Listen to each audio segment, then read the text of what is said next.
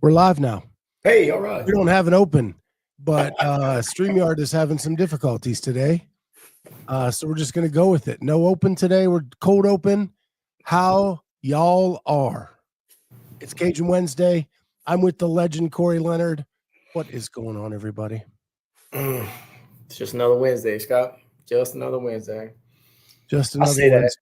That. My son's last ever band concerts tonight. And so my wife is all up in her feelings. Has been for quite some time. He's in the whatever the highest, they've got 3 different levels of the band at the school, and he's a senior. He's been there forever. He's in the highest level. So he didn't actually even play until about probably 6:30, 7 o'clock. And she's planning on getting there at 5 so she can sit in the front. I don't get off work till 5. See you there. Yeah. I told her, I said, all right. She said, getting Jameson, and we're going to do this, and then we're going to get some food, and I'm getting there for like 5:30 at the latest. And I was like, okay, it's going to be all right, baby. So yeah, my Cory did all the band things. So he's got that, and then we got his girlfriend's graduation party Sunday. His graduation, they're both graduating next Friday. It's just all the things in the next 2 weeks. So sweet baby, trying to keep her sane as much as possible. Yeah. Yeah, my daughter did the marching band, and they do this thing called Friday Night Live, where they take all the songs they did on the field and they do it in the auditorium. Yeah. And they do it for 4 shows. My wife had to go to all 4. Senior year. Now, junior, sophomore, we went for 1 show. Right. Senior year, we went all 4. Yeah, when he was playing with 2 of the 3 bands, we would stay for whichever ones he was playing with, and then we deuce out as soon as it was done. And then this year, I've seen, they're good. Don't get me wrong. They are awesome.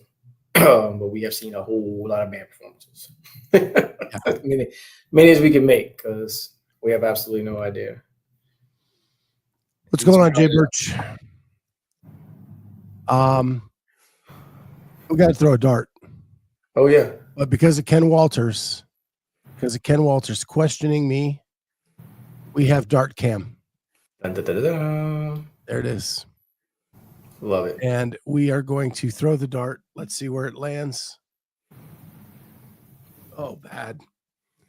I don't even know if you can see that. Yeah, I'm going to remove Cory for 1 second. I'll blow this up. I'll remove myself. I don't know if you can see it. It's bad. It's upper right. I'll have to fix the camera so that we can blow that up a little bit more next time. But hey, you hit the board. I did hit the board, but weak throw, man. Weak throw. Really disappointed. I was getting closer and closer to that bullseye, and now I put the cam up, and I totally pressure got to me. Never failed. I was trying to make the games. Never failed. Yeah, absolutely. Yeah. Pressure was on. Under the bright lights. Bam. Terrible. Can't handle it, man. Kale Lehman all day. Yeah. Kale Lehman. Yep. Open scores are invalid. We'll stop picking on that dude, man. Yeah. All right, man. So that's out of the way. I've been talking a lot about this, how everybody's going after WFP saying that they're not going to compete, but then they are competing against CrossFit. But nobody's going after Metfix, who says they're not competing against CrossFit. It's a natural fit for both of them. Yet they're competing against CrossFit. And I'm cool with them competing. I just wish they'd say we're competing. So I think the difference is that at no point did they say that they weren't. That is a lie. Well, I understand that. But all they said was that we're going to be complimentary. They never expressly said, oh, no, we're not competing. I'm seeing Aaron saying Emily Kaplan on the Chris Cooper podcast said they weren't competing. I missed that, man. Aaron Fraser says Greg spoke to it this morning. Yeah, I didn't get to hear all of every Wednesday I have a 10 a.m. meeting, which is when Savon goes live with Greg. So I always miss it live. I have to go back and watch it after. I had it on, but I wasn't really paying a whole lot of attention this morning. I was in and out of that work stuff going on, so I didn't. Jeff, I truly don't care about the competition. I actually think competition is good. Oh, I'd agree totally. And I want to point something out because I've pulled up the Broken Science website and the Metfix stuff, and they do a daily workout of the day, sure, just like CrossFit, right? But it's more than that, and it's actually better.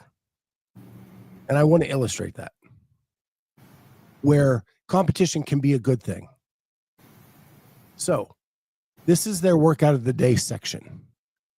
Ooh. They actually call it the daily fix. All right.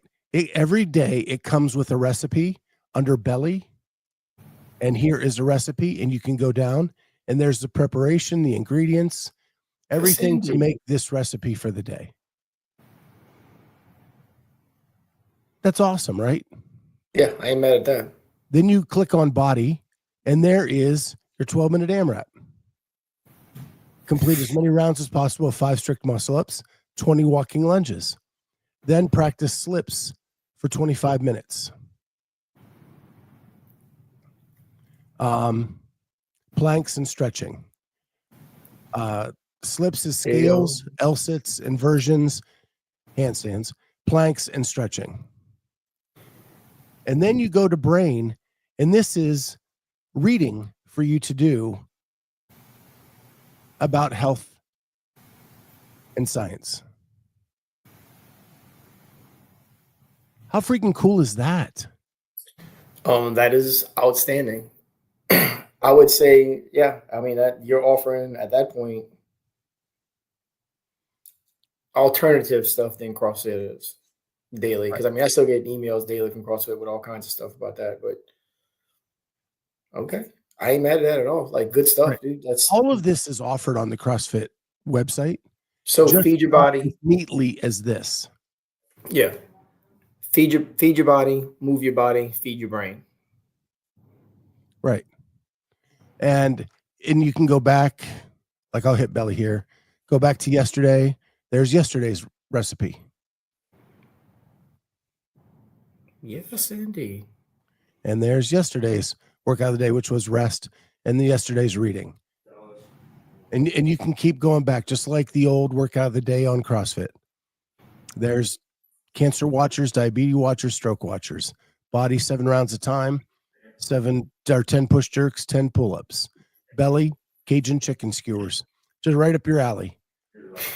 The only problem I have with this is Cajun is Wednesday, not Monday. Yeah. We do Cajun Wednesdays, not Monday. Here we do, for sure. Yeah. Yeah, I'm with you on that one. So, Greg said just before his NDA was up that if anyone wanted to create something with him to take on the games, he would. This could possibly be the beginnings of that.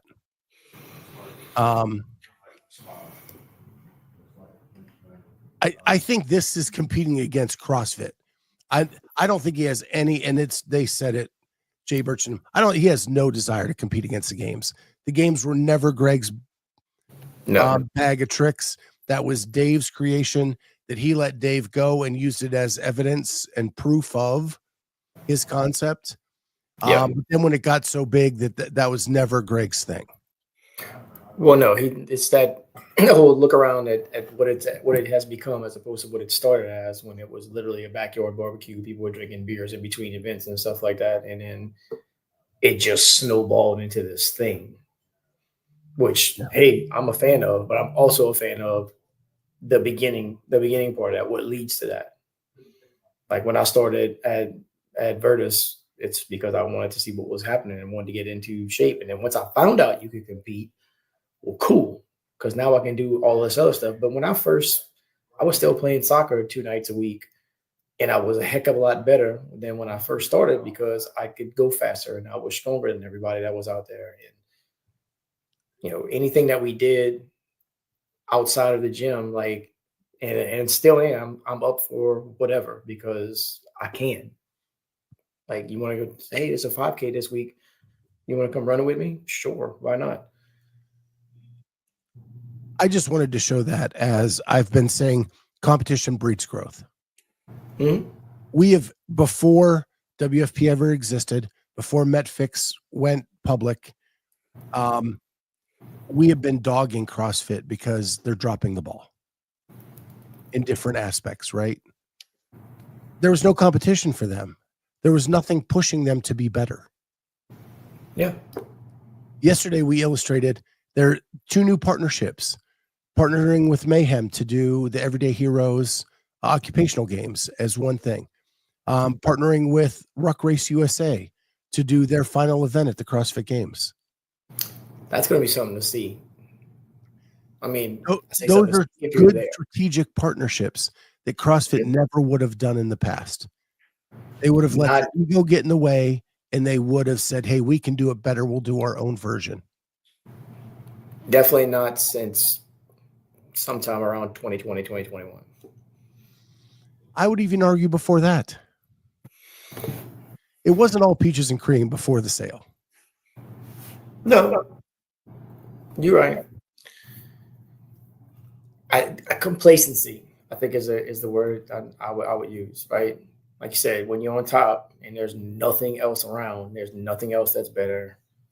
Everybody's talking about it. You got 304, almost 400,000 people signing up for the Open every year. Then it's easy to just kind of let it be, let it go, see what happens. Instead of blowing up the media team happened on Greg's watch. Mm-hmm. And if he didn't like what it was focusing on, he could have redirected them into more the affiliate story. I definitely think he overcorrected on that part, like getting rid of the entire ones and then let's bring out the couch and the water jugs. Like that was I get the idea behind it, but man, like we went from in the lane to off the road to overcorrected, and now we're facing the other direction.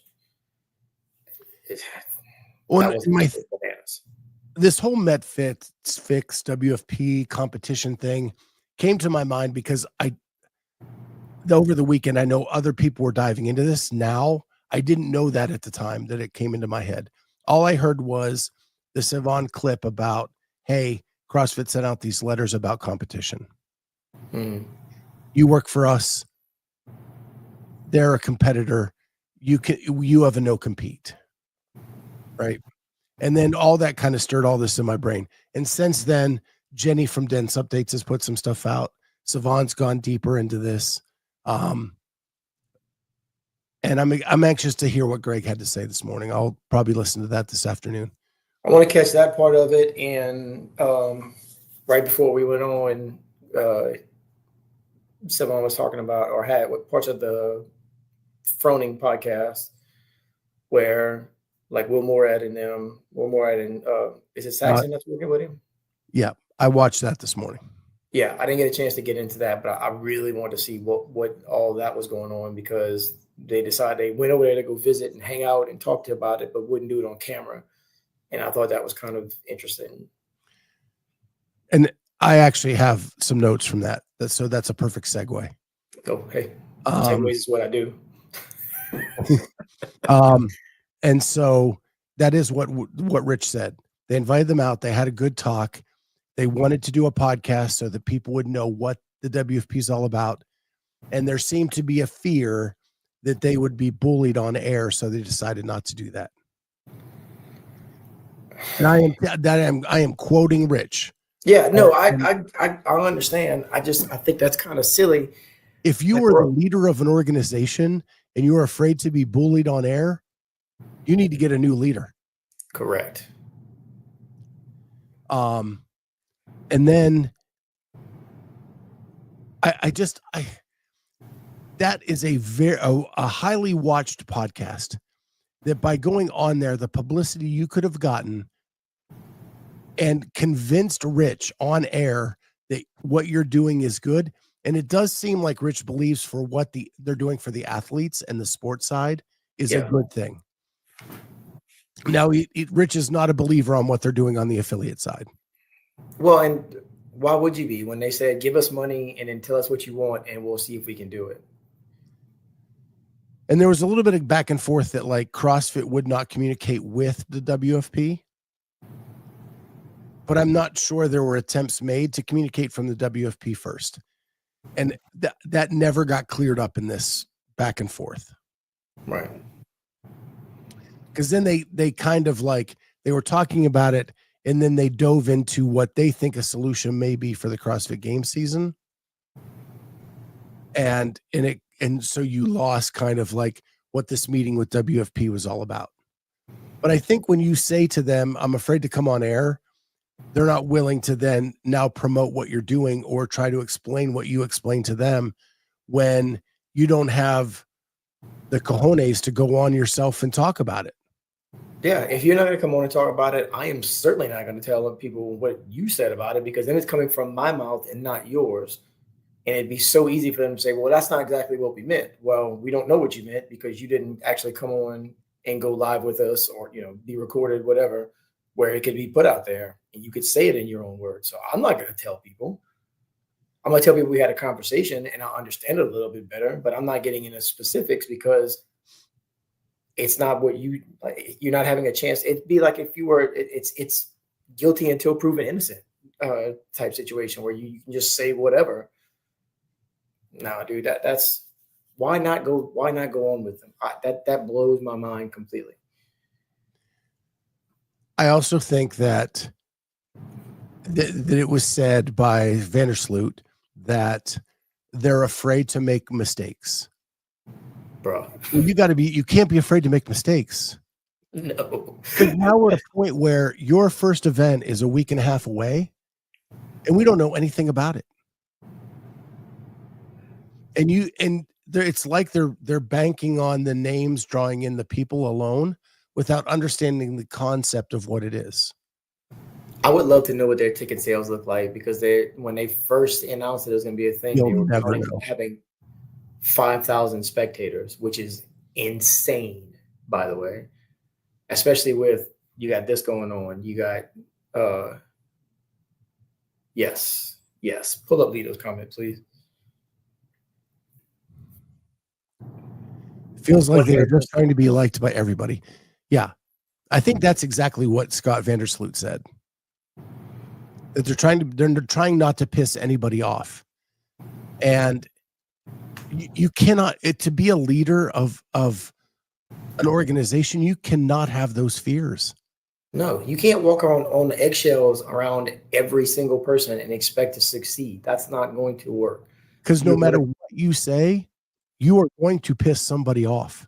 Yeah.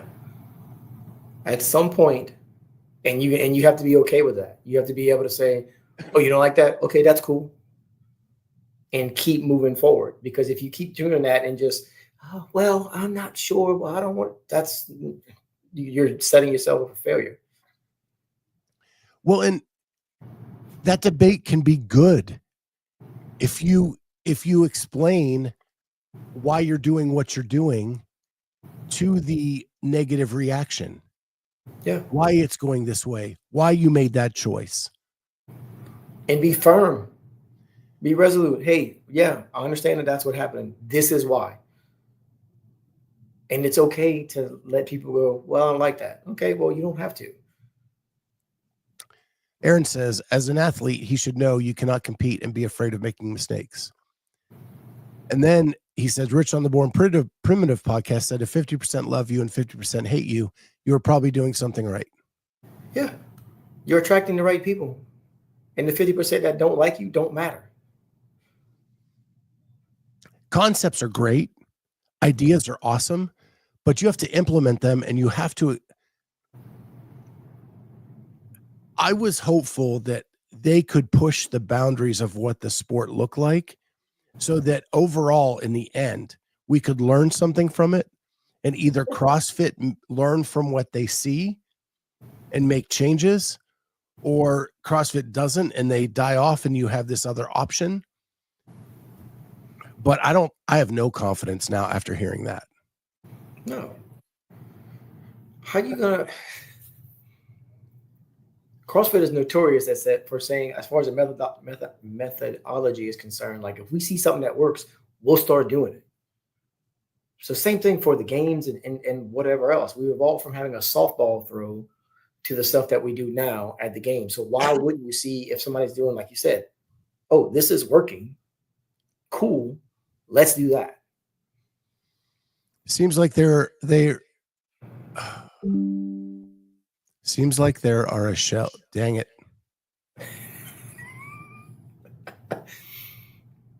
Take a deep breath, Scott. Why don't you take this while I go? Seems like they are a shell of an organization. Looks good on the outside, but not much on the inside. Oh, hey, it's just me. How's it going? Yes, they are. We got you, David. I would 100% agree with that, David. It reminds me a little bit of when Noble first started and nobody knew what it actually was. Like, we have an idea, we have concepts, we have thoughts that we're going to just put out there for everybody, and then we'll kind of see what happens after that. That seems like an insane concept to me. It worked for Noble, at least for a while. I don't know anybody that actually wears their shoes anymore. Or any of their apparel for that matter. They got all the way up to sponsoring the games at one point and then kind of died off. So my apologies. The Dart cam started echoing everything, so I had to shut it off. Not a problem. You have to believe in what you're doing. If you were scared to actually say what you were doing, maybe you should be doing something else. 100%. That is a confidence thing right there, right? And I think that's what Rich was trying to get at. If you want to compete against CrossFit, just say it. Yeah. Just say it. Do it. You'll get more respect just saying, yeah, I'm competing with CrossFit. We think we can do it better. This is our plan. The dude that I don't know what his actual title is with High Rocks, who's like, we're trying to find the fittest athlete on earth. He said that live on camera for everybody to hear. Is it true? That maybe in his mind it is, but he was bold enough to actually go ahead and say it and try to be a direct competitor as far as that title is concerned. Us as CrossFit athletes don't believe it, but kudos for him for actually saying it somewhere where people could hear. Alito, definitely not scared of making mistakes when that you program running in the semis. We got video of Brandon running behind the Imam Company team with a camera. It's hilarious. You see them four run across, and then there's Brandon running behind them with the camera. It's gonna make sure that somebody asks for the video. We got a good video. That was a topic on Rich's podcast as well. They did ask for the maps and the video. I'm sure they did. Measuring, but they're like, what does that prove? You have a video of a guy with a wheel going out to 800 or 400 meters and then turning around and 400 meters back, and you have a GPS map. Yeah. But it doesn't prove that they actually it still doesn't know the task. And I think that's why, like for the Imam team anyway, that's why like Brandon went out, tell you, camera on a stick. When they took out for the run, he was running right there with him for the entire part of it. So at least Mayhem filmed their whole run too, just in case. Yeah. Oh, I'm sure they did. I think anybody who could probably did, and I think that's probably a smart idea. And if you look at the top 20, they're all like teams that have been around. There's nothing out of whack in who qualified for the games. No, that wasn't like Bob's CrossFit team out of, with 4 athletes you've never heard of before. Correct. 4 athletes you've never heard of before from an affiliate nobody's ever heard of. Like there's none of that in the top 20. So kudos to Boss for putting credit or putting faith in people to do the right thing, and extra kudos for everybody who actually did the right thing. Good on them. Vandersloot said he sorted it by the run event to see if he saw any names that were out of Yeah, like yeah, we were like, yeah, anything, even just in the run event alone. right. No, that makes sense. Why wouldn't you do it that way? Like that was a smart thing. If I was trying to find out who was cheating, that's what I would have done too. That's the easiest thing to do. It's like going back and look from in our age group from the guys who did amazing in the open and did not sign up for semifinals. Like, oh, and have no videos. Oh, okay. Yeah, I got you. Not a big deal. So I wanted to finish up with you and get your ideas on this. We talked about the competition with Metfix and CrossFit and WFP and CrossFit. Then I watched Suze's show yesterday, the TMZ show yesterday. So he's talking about how kind of the guy that everybody thought was going to buy CrossFit did put a bid in on CrossFit. And then they've held out. They brought in another third party to help with the sale. And they're holding the bid open, trying to get a bigger bid. And that is evidence that they are trying to make as much money as they can on this sale, right? Private There is equity, a chance that someone comes in, buys it for a higher price than the person we thought of, who won't have the idealistic view of what CrossFit is or can be. Right. And we don't have control. We as people in the community have no control over who's going to buy this thing. If someone comes in and buys CrossFit, who is a private equity company or something like that, do you think there will be a mass exodus to these alternatives now that they're sitting there and that they will be established when the sale is done? Now, if the right person buys it, all this is moot. But yeah, if the wrong person buys it, I wouldn't be shocked. How about that? I wouldn't be shocked. I mean, we've had staff meetings where our head coach / owner has, like, when they jacked up everybody's affiliate fees, like, is it worth us still being an affiliate? And for the time being, it is, absolutely. Just for the brand name, as far as that goes, everybody, whether you do it or not, most people know what CrossFit is or have heard of it. I'm not saying know what it is, but definitely have heard of it, recognize the name, whatever the case may be. But as soon as that starts losing enough brand value where people start going, oh, those people, then yeah, why wouldn't you start looking at doing something else, or unbranding completely and just being, hey, we are a fitness gym. We will make you better. Not necessarily having a affiliation one way or another. Well, I look at this Metfix website and I'm like, I know Greg's going to fight lawsuits. 100%. His daily fix is pretty freaking awesome. That's the first time I saw that. I need to go look at it. That's fantastic. This is more than the CrossFit daily workout gets me. Right. This gives me a workout, a recipe, and a reading assignment for the day. If I'm a gym owner and it's $500 to do Metfix as an affiliate, sign me up. Yeah. Hey, we're still going to be doing constantly varied functional movements executed at high intensity, except now we're going to have a little bit more access to stuff that maybe is going to be more meaningful in the long run. Like you said, Greg's already proved that he will take on whoever if they're putting out false information that is, hurting or helping to kill people. Yeah. And Jenny even pointed out, like, this non-compete thing is done with Greg now, because, like, you go to their daily workout and if you go back through, there are named workouts. Oh, I believe named CrossFit workouts in their daily fix. David Johnson says, I think the wrong person would have to buy it and then continue doing a bad job. If they show that they are capable immediately, then probably not. De-affiliation doesn't happen overnight. Yeah. I learned that de-affiliation is very hard. Most people just let their affiliation expire. So depending on when you signed up, you may have a month, you may have 11 months. to make that decision? I think what David's saying makes a lot of sense. Like it doesn't happen overnight, and you're gonna have to prove to me that you're the wrong person.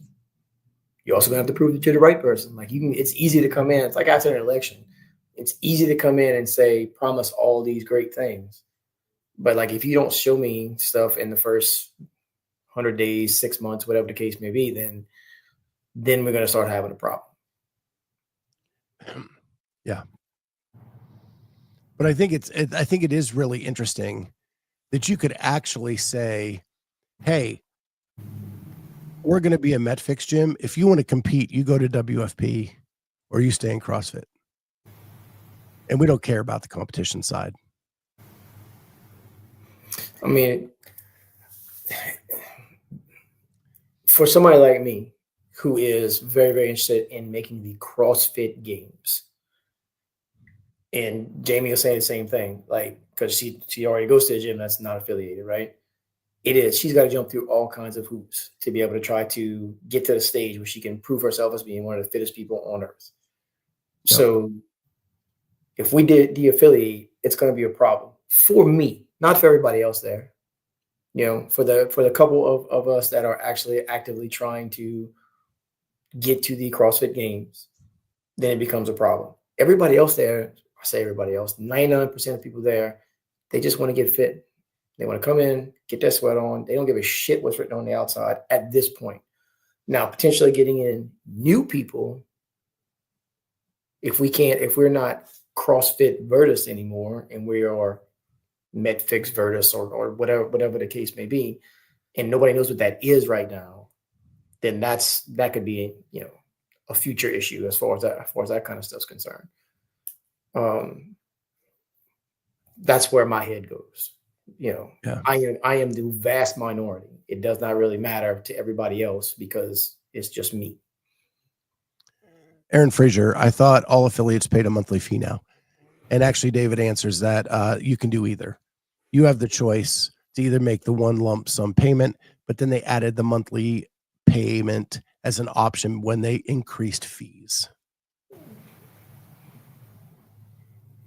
Jay Birch says you just call yourself Virtus Fit. Yeah. Then you can be a High Rocks gym, a Metfix gym. You've never met my owner. We're not going to be a High Rocks anything.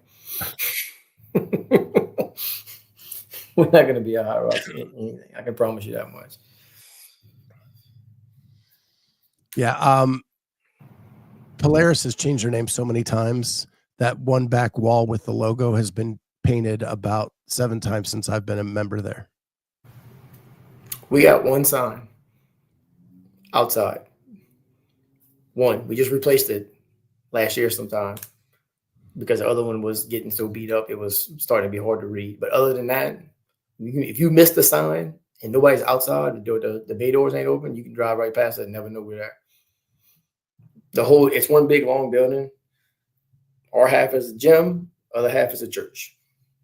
You get to Jesus and your fitness all on the same day if you really need to. There you go. Most times in the middle of a Metcon, I'm talking to him, so might as well have a church. Lord, yeah. Yeah, stuff Brandon had programmed for us yesterday. I was definitely on speaking terms with Jesus at one point towards the end there. Yeah, it was funny. CrossFit Polaris has always been CFP. They just changed what the initials meant at times. And then it went to IBEX, which was the Aramo O'Connell programming. Right. Piece. And then when they sold the new owners immediately took it back to CrossFit Polaris and changed the logo design.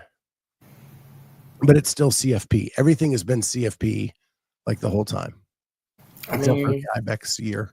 Except for the one short time when we were IBEX for whatever reason.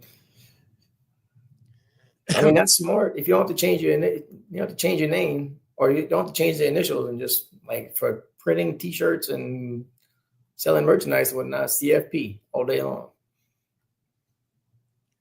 Aaron asked, "Why did Christy sell?" To be honest with you, I do not know factually why, but I can make a really good assumption that they did not want to be tied to the gym anymore.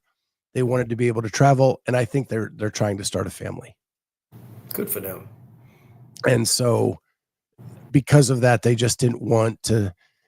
And their family has owned the gym. Christy only owned it for the last 5 years, maybe. Her parents actually owned the gym like all the years previous. And her mother was a CrossFit Games athlete. Maybe even before Christy was,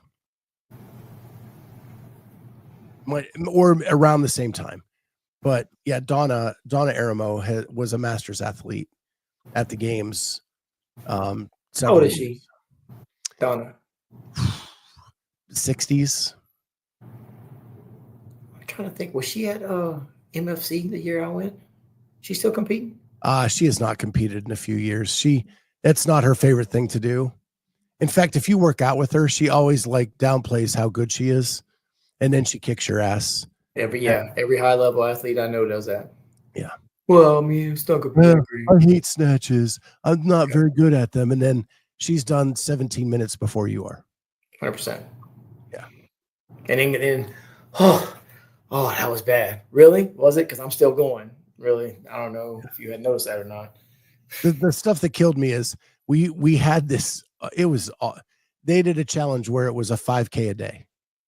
Oof. And so Christy would run to the gym. She would do the workout and then run home. And it had to be a 5K each way.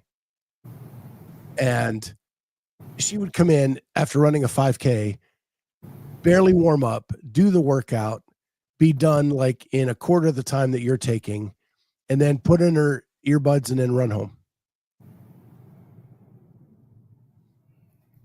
Those people annoy me. Good naturedly, but like. And then her husband was a 7-time regional athlete. So like she crushes him, but there's so many levels, right? Because he's killing everybody else in the gym. Yeah. But yeah. There's 100% levels to this. It is bananas crazy.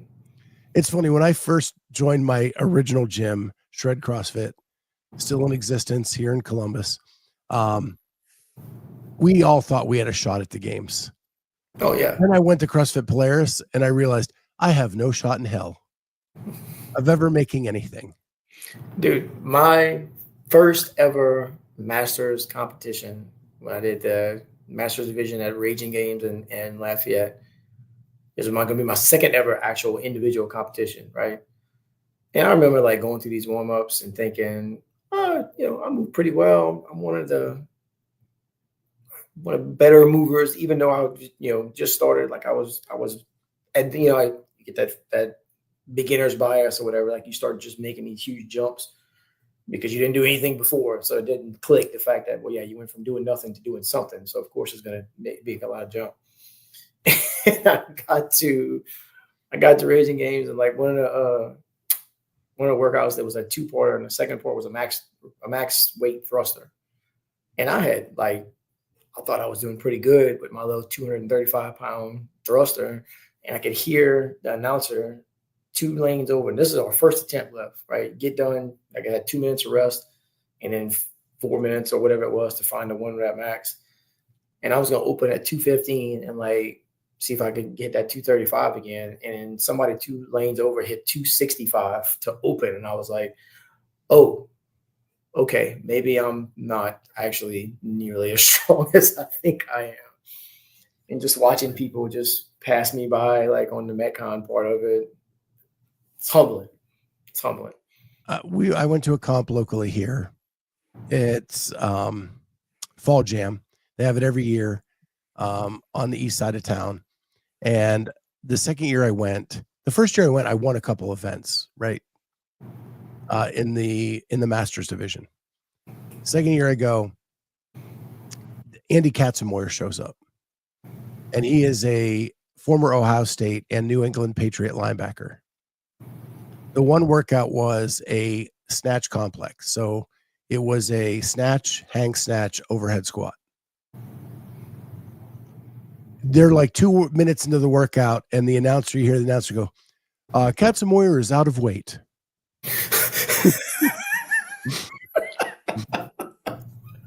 Somebody bring that man some 5s or some 10s or something.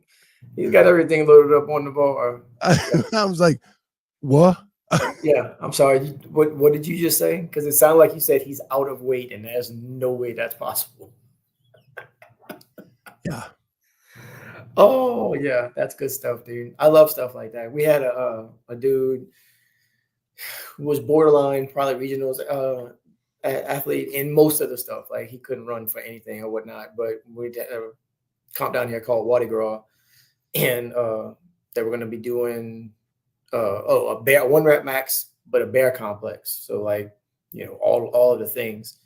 And Kevin's standing up there, and he's probably 6'2", one of the taller guy there, bright red hair, and asking about the guys going through the athlete briefing, talking about how much weight everybody's gonna have. And he said, "Does anybody need any more weight?" And we had a bunch of us from our gym that were there, and we all turned around and looked at Kevin. And old boy said, "What about you, Red Rocket? You need more than this 365?" He was like, "Maybe." I watched him do the equivalent of a back thruster at 335 pounds. Just Watergraw, Jeff. WODI. Watergraw. Watergraw. So like think Mardi Gras, but Watergraw. Don't have it anymore. The last time they had it, it was a complete shit show, and they did it in the rain. Not a good idea. So just to finish up the Katzmoyer thing, the shittiest movement I've ever seen in my life. Everything was power. He had no mobility. And the overhead squat was the question every time. And then he would slowly go down and wait for the judge to say he hit depth. And then he would come up. But it was the trying to get that mobility. We're talking like 400. Jesus Christ. Like, it was just stupid. Maybe not 400.